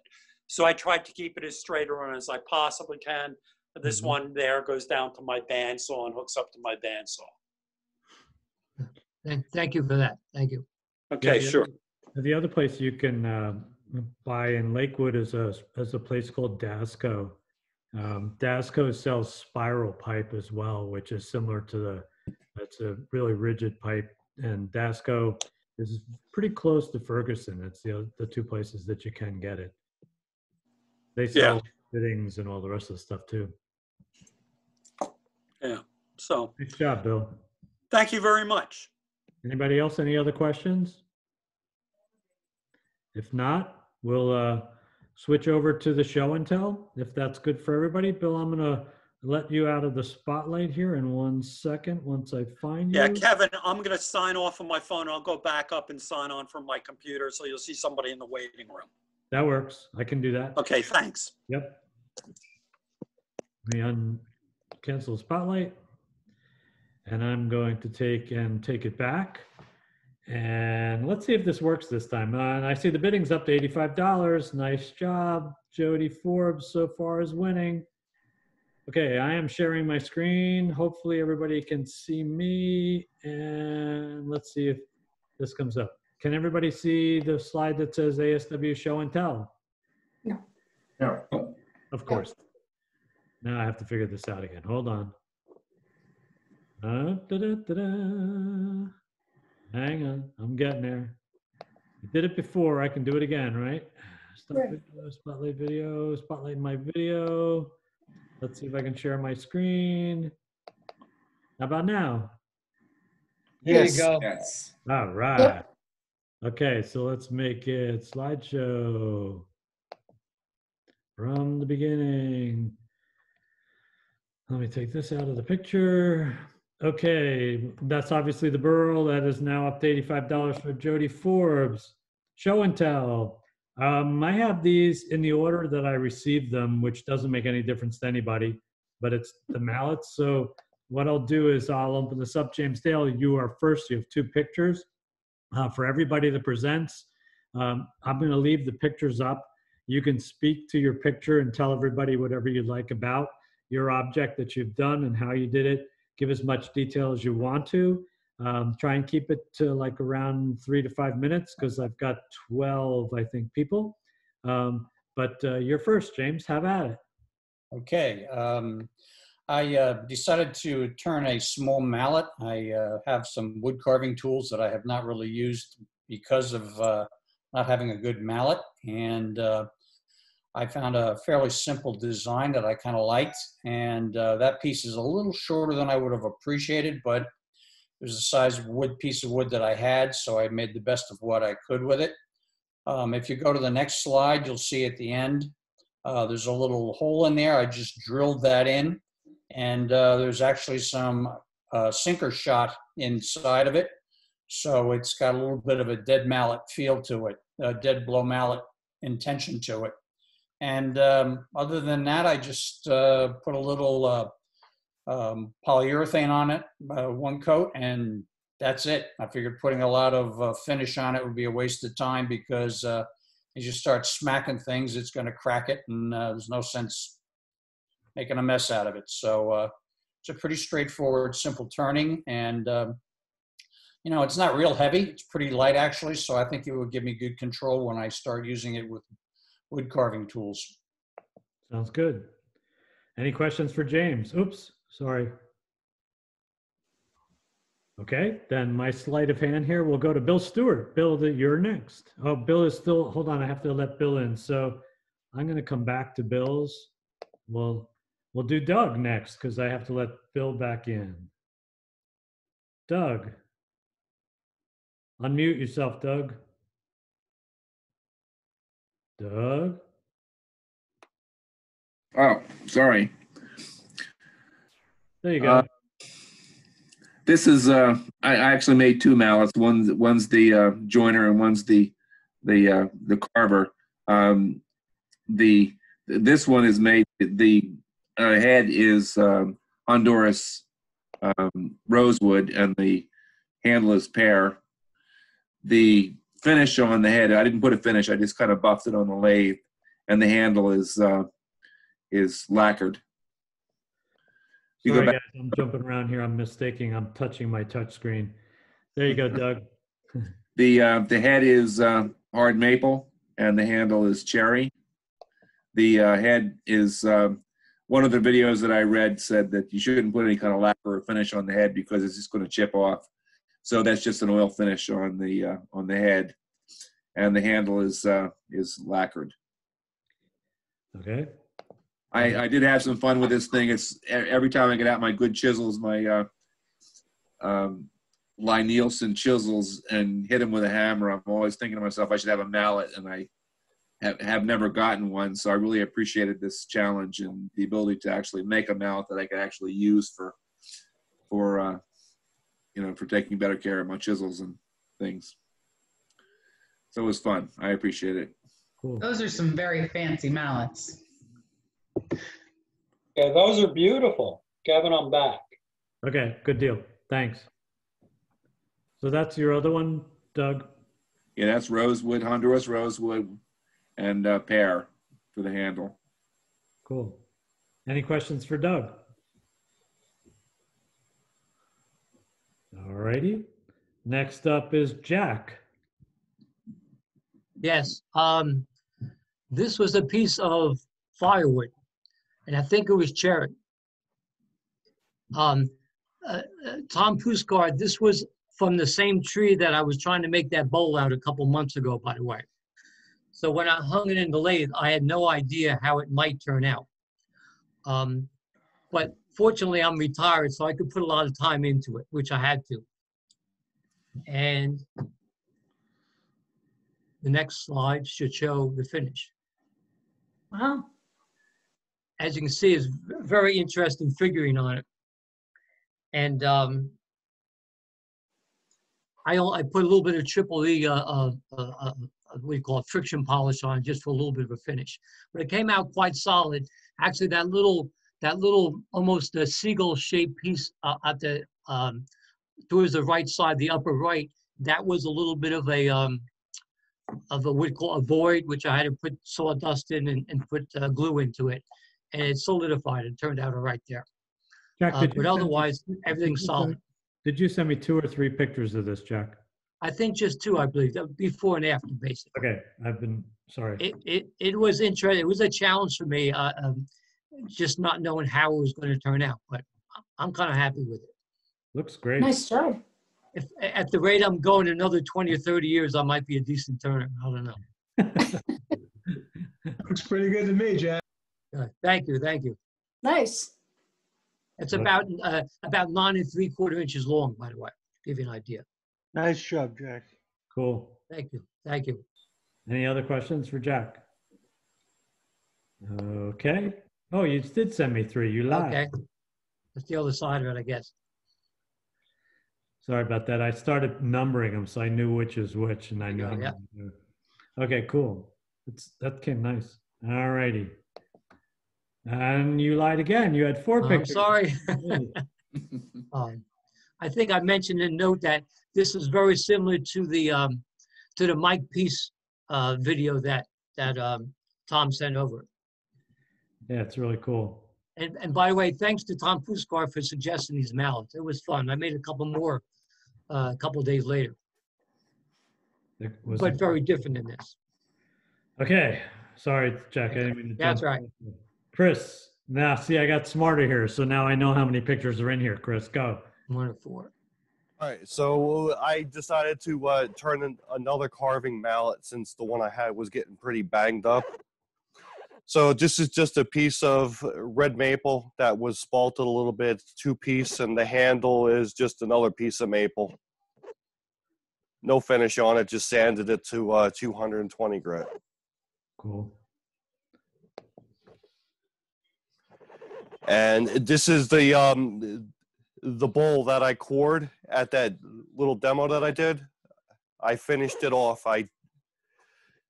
This one is the cored out section, and then there's another one which is the larger bowl that I cored. Is that the next picture, Chris? If it's a bowl, yeah. Oh no, I guess the first one was the 14-inch bowl that I cord out, and that's the cord out section. So I'll go back to the other one for a sec. So this is the larger, Yeah. and this is the core. Yep. Cool. Okay. Nice. Very nice. Looks good, Chris. Next one up. There you go, Chris. And this is that big cherry burl rough turn vase that I brought in a long time ago at one of our in-person club meetings. I finally got around to finishing it. It's really Nice. good. That's Wow. beautiful. It's about time. Beautiful job, Chris. Nice, great. Hey, Chris, so we've been talking about Pentacryl and other stabilizers. Did you do anything to this to hold it together? No, I rough turned it thick, so I just coated the whole outside of it with anchor seal. And roughly how thick are the walls on this? It was probably an inch thick when I rough turned it, and I turned it down to I want to say maybe a quarter, half an inch, somewhere in that range. Wow. And it didn't blow apart, huh? No, it was pretty stable. You're a way better turner than I. Nice job, Chris. Oh, thank you. Any other questions for Chris? Okay, next up is Jessica. It's my mallet. It's from a branch of, I think, honey locust that fell down near where I live. It's my first green turning, and right now it's sitting in a pile of moist wood chips. If anyone has any tips for how to minimize the chance of cracking, be grateful for any tips. Use Pentacryl. Yeah. Sorry? Pentacryl. Use Pentacryl. Pentacryl? What an endorsement. You may want to paint anchor seal on the end grain of it, which will retard its drying on the end grain. It's going to take a long. Jessica, how thick is it at the wide part? The wide part, the whole thing is about, I'm going to say about 8 inches long. But if the wide part, the head of it, what is the diameter? The diameter, that would be about between 3 and 4 inches. Yeah, you're looking at like 3 years for it to dry on its own. I see. Wood dries at a rate of about 1 inch per year. So what you may want to do is just paint the end grain at the head of it and around the base. I'm like pointing at the picture as if you can see that. And then around the end of the handle with anchor seal, because wood dries faster at its end grain. Yeah, where Kevin's pointing. Mm-hmm. At the end grain. So it's going to have a tendency to dry faster there and crack. So if you cover that up, it's still real usable even though it's wet. The wetness probably gives it a bit more weight, you know. So I think it looks great. I really do. Beautiful job. Good job. Beautiful Yeah. grain. Yes, Nice. And how fun was it to turn wet? It was lovely. Isn't it great? Turning green is like my favorite. So the It only makes other me feel like a professional. the only other thing I can suggest, Jessica, is, and this is going to sound stupid, but it actually works because I've made one similarly. Keep a bag of sawdust nearby. Use the mallet when you want to, and then when you're not using it, stick it back in the sawdust. The Yeah. sawdust will slow it down. Good idea. Okay, thanks very much. Yeah, because that's a great piece. You don't want to have a crack on you. You can avoid it. Jessica, you're a new inclusion to the group. Where are you located? I'm in Princeton. Oh, okay. Well, glad to have you. You bring something to us. Welcome aboard. Yeah, and Jessica, just as a question, I think I fixed your Google Groups emails. Did you get an email from me today? No, I don't think so. Okay, I'll check again because we're having some issues with that, but I wanted to make sure you're getting emails. All right, thank you. Okay, Bev. That's probably the last picture. It's a little piece of oak And I don't like turning oak because it smells bad and it splinters and does all kinds of terrible things. But it's just a little tiny one. It's about 5 inches long and about 2 inches wide. And it's just a little mallet for, chasing. You know, when you take a metal thing and you chase another, it's called chasing. Anyway, it's difficult to explain it. And I put a little loop on the end of it so I can just hang it on one of my walls with a little nail, hang it up. But it's burned on the ends. It's got a little burning over here on the ends. And it was cute it was fun to do. And I put a sealer, a little oak stain. So it's a little darker now than it was before in the picture. And I apologize. I turned it on its side so we could see it better. But okay. You're going to magically hang it from the wall. There it is, you know? There it is. It's hanging from the wall. Here it is, a little more normalized. And it's flat on 2 of the sides because this was a piece that was a little longer than it was wide. And I left it flat so that I could, you know, hit flat on the tool that I'm using for chasing. Also, it won't roll off the workbench. And it doesn't roll. You got it. Well, it does a little bit, but it's good. Pretty cool. Yeah, it was fun. Thanks. And it just fits my hand. If you can see, I don't know whether you can see my hand or not, but it just fits my hand. I'm small, so there you go. Hang on, I'm bringing you into the, there you go. Okay. Hold on. There you go. There you go. Just Cool. fits. Bam, bam, bam. Super. Meat Thanks. tenderizer. It could be, or you could. It's you know, adorable. put little slices in here and here, and bam it down. So it would be a meat tenderizer that way. Yes, it was fun. It really was a good project. Thanks, Bev. Yes, thank you. Looks Okay. good, Bev. Good job, Ed.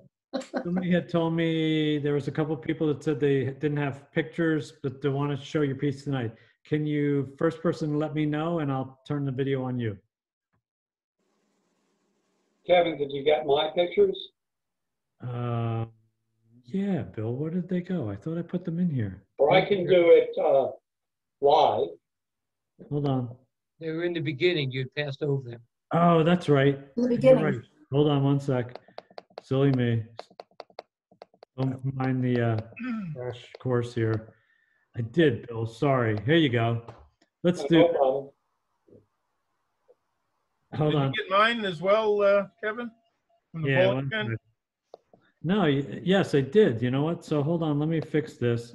I need to get the share going again. Urgh. Hang on. I'm having slight technical difficulties here. Share screen. Okay. Let's go back here. There we go. There you go. That's Go back good. one. There we go. This mallet is 13 inches long. It's made out of maple and walnut. The maple was cut probably about a year and 3 or 4 months ago. It's been sitting in my shop. It's red maple. And I did put it in the kiln and, you know, got it really pretty dry. And to make sure I had it really, really dry, I then stuck it in my toaster oven at like 325 degrees for about 4 or 5 hours, with the theory being if there was any moisture left, that would boil off and turn to steam. Then, given that it's somewhat spalted and you know, not the best hardwood, I took it and I stabilized the whole thing. I submerged it in cactus juice, just the head, and turned on my vacuum. And boy, did I have one foaming mess for a while, as it sucked all the air out of it. Then after that, I took it and I then had to bake it at about 200 degrees. I baked it for like 4 hours to make sure it heated up And the cactus juice really did harden it, so it feels kind of plasticky now. And also added 4 ounces to the weight of it. I'd love to say that I hand rolled all those beads, but really that was a D-weight beading tool, which did a great job on the handle. It's walnut. I don't think the walnut's like the best thing to make a handle out of it, but I just happen to have a lot of it, so I decided to use it. Now, Kevin, go to the last slide, the next slide. And you see the handle goes all the way through, and the whole thing is just held on with a maple wedge that I made and really drove home into it, and then cut off the remaining handle that was sticking out, sanded it back, and it's not glued at all. It's just hold on. So I don't really want to use it now because it looks pretty good, but I'm sure I'll use it sooner or later. It's really pretty, Bill. Any comments, Bill? Then I got to try and find Tom's. You know, Bill, if you become president, you could use that as your gavel. Right, yeah. It's a lethal weapon, too. Okay, hold on. I don't know if I'd want to hit stuff with it. It's too pretty. Yeah, it is really pretty. Hold on one second, Tom. I'm trying to find what I did with yours. Where did yours go? Because I did get yours. Hold on. I'm going to take and have to do something different here. Tom, I don't know what happened, but your slides didn't make it into my... Look for the bowling pin. That's what I'm looking for now. Hold on. I apologize, everybody, for the delay. I thought I had everybody's pictures in here, but of course... One sec. While you're looking for it, Jody still is winning the silent auction at $85. Yep, she is indeed. Don't remind them.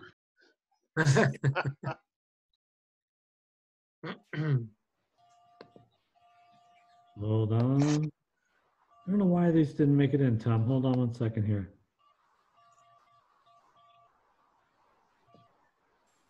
Okay. So here we go, Tom. Hold on one sec. I got to bring back my share.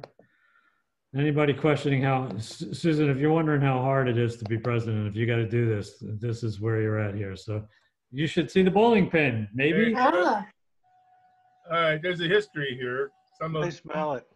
Some of the members of the club might remember, probably about 15 years ago, Walt Rismeyer gave a bunch of us bowling pins to be used for making mallets. Yes. You remember that, Bev? Yes, I do. Yeah, well, I never got around to it until the challenge. So that's what I started with. And if you move on, hang on. That's not the finished product, okay? The bowling pin actually presented, I thought it was going to be a piece of cake, because hell, it's halfway of a mallet there. But it actually presented several challenges. The top, as you can see, is quite round. And the bottom, although you would think it would be flat for it to sit, it really wasn't. It had a little bevel to it. Plus, it had a hole in it. The hole was not big enough to use a worm screw on. And I didn't want to put a worm screw on it, an item that was that long. So that's what I used. I made a jam chuck / vacuum chuck out of a piece of PVC pipe. It's sitting on a hex nut that fits on the 1¼ by 8 thread. So I jammed the bottom part of the bowling pin into the chuck. The black stuff is shelf liner that I get down at Harbor Freight, and I use it as a gasket for my vacuum system. Go to the next one. Hang on, it's gonna take me a sec. Hold on, getting there. I just thought it was interesting to show that because of the unique, well, not unique, but challenge that I had in chucking this thing up. Again, I apologize for this craziness, but I'm getting there. There we go. Oh, wow. Well, that's, can you go back to showing the mallet on the lathe, and I'll Oh, explain. you had to what say is. that, didn't you? I'll explain what that is at the end. Hold on. This is the only one that I have otherwise, Tom. You should have had like 5 of them. All right, hold on. Maybe I missed another one. Let's see. There should be one of the mallet mostly turned on the lathe, and it's kind of. I'd like to show that one as well. I have this one. Can you see that one? No. Hold on. That's the same one with the bottom. Anyway, while he's trying to find the actual mallet, This should be there now. no, one would think that the mallet, and again, it's unfortunate you don't see it, but the mallet is actually made of laminated wood. It looks like a combination of maple and cherry, and the bowling pin was about 12, maybe 12 and a half inches long. The mallet, there you go. All right, that's the final mallet, but there was another one that I wanted to show, but if you can't find it, that's fine. There you go, that's what I wanted to show. When I turned it, okay, and I turned the general shape, and you'll see that in a second, that big void in the middle, I thought it was a catch. My tools were getting a little dull, and I figured I got a catch. It turns out that was a gaping hole that goes deep into the center of the mallet, or the bowling pin. One would think that a bowling pin would be solid, but it's actually got several hollow voids in it. The other challenge that I had was that as I came up the hill, if you will, to remove the plastic coating, it went from being very thin to being very thick. And once again, because I was lazy and was using slightly dull tools, instead of peeling it off, it caught underneath and started flapping in the wind. Okay? Sort of dangerous. So what I landed up doing was getting a bench chisel and chiseling it all off.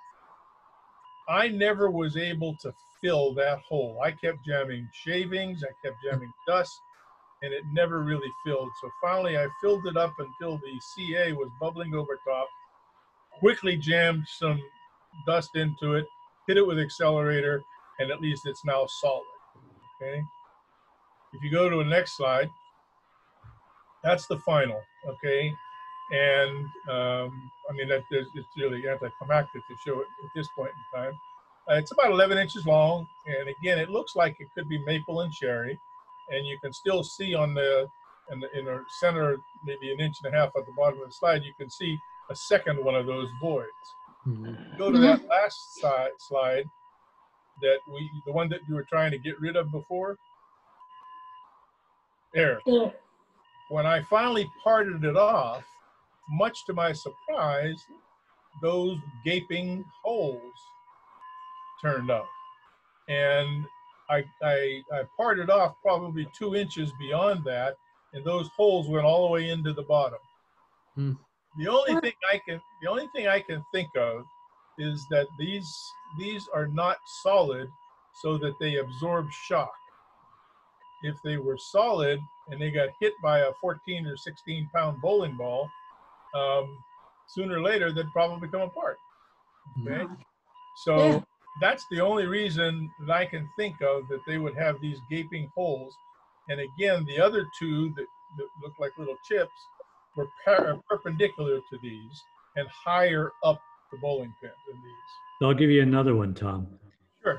The pin has to be dead on the money weight. So wood density, as everybody knows, is going to be different. The weight of any wood is going to change. Right. But the pin has to be, I forget what the actual is, but it's got to be to within, I think, 1/100th of whatever the gram weight is to a pin. Yeah. And I got a funny feeling. Look at those holes. They almost look like it was a rotary tool that went in and carved it out in order to be able to balance the weight. Yeah, but keep in mind now, those were all sealed. Yeah, but they may cap them off at the bottom and, you know, hollow out. They didn't cap them per se. Somehow or other, they did it while they were laminating it. Oh. Okay, which is really interesting. Okay? Yeah. But anyhow, that's my tribute to Walt Rismar. Okay, came out okay in the end.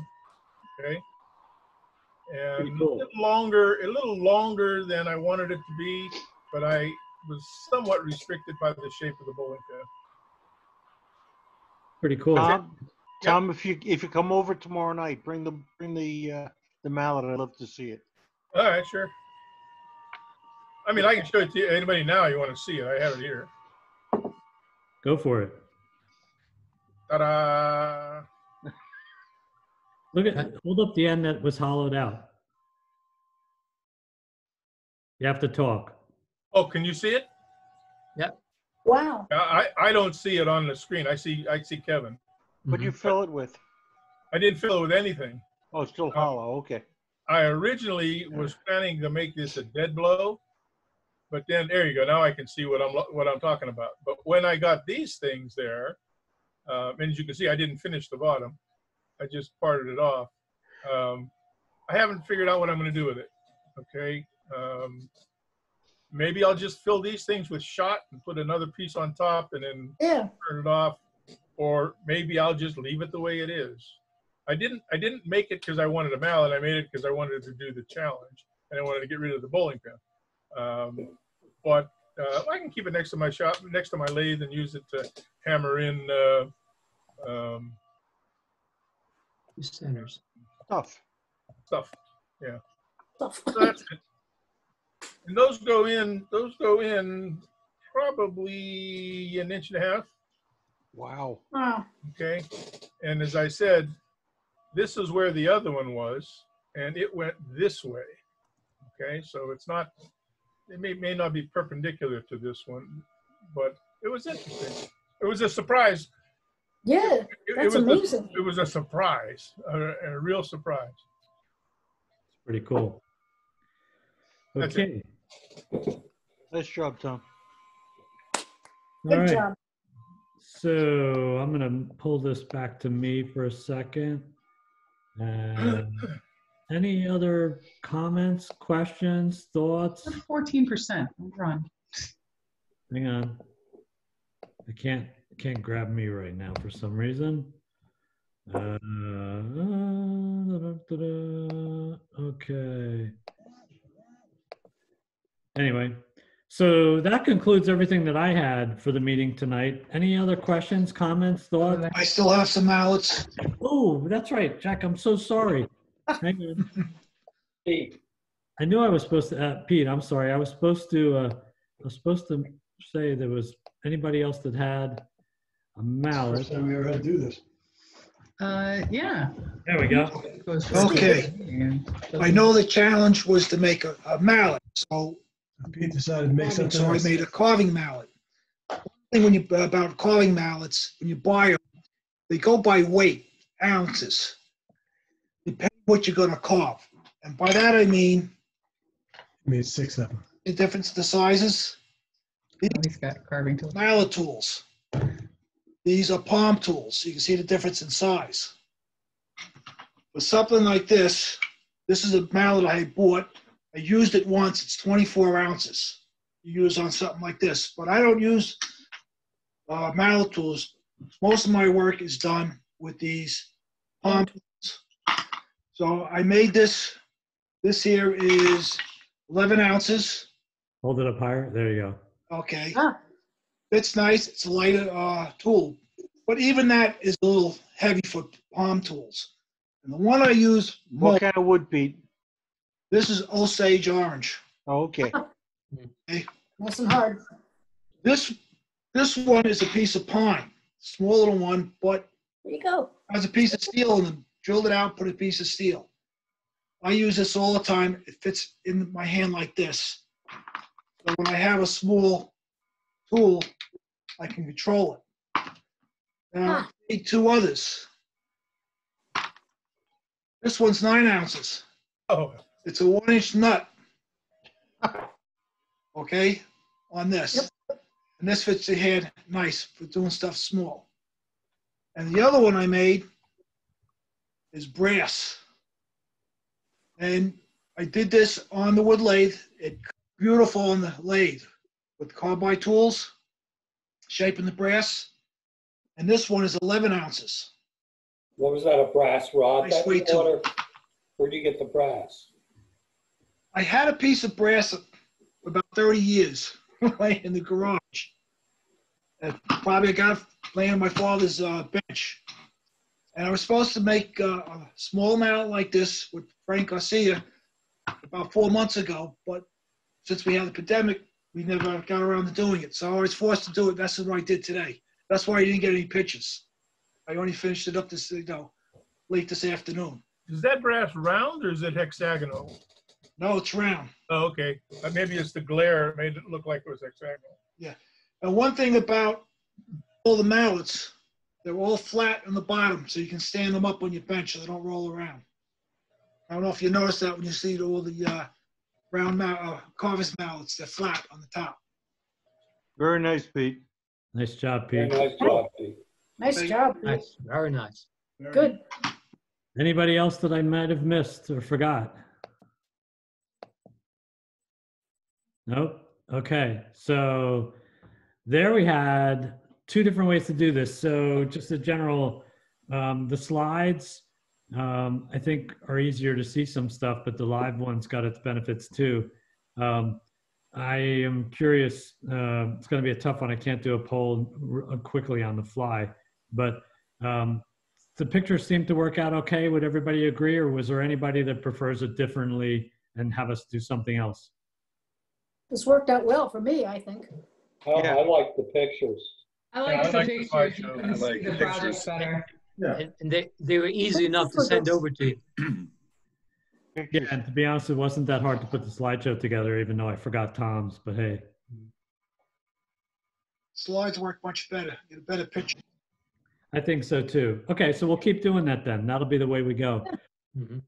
So again, I didn't forget anybody else this time, I hope. I really want to appreciate and tell everybody, I thank you so much for filling out the surveys. I'm going to see if I can get more people to do it.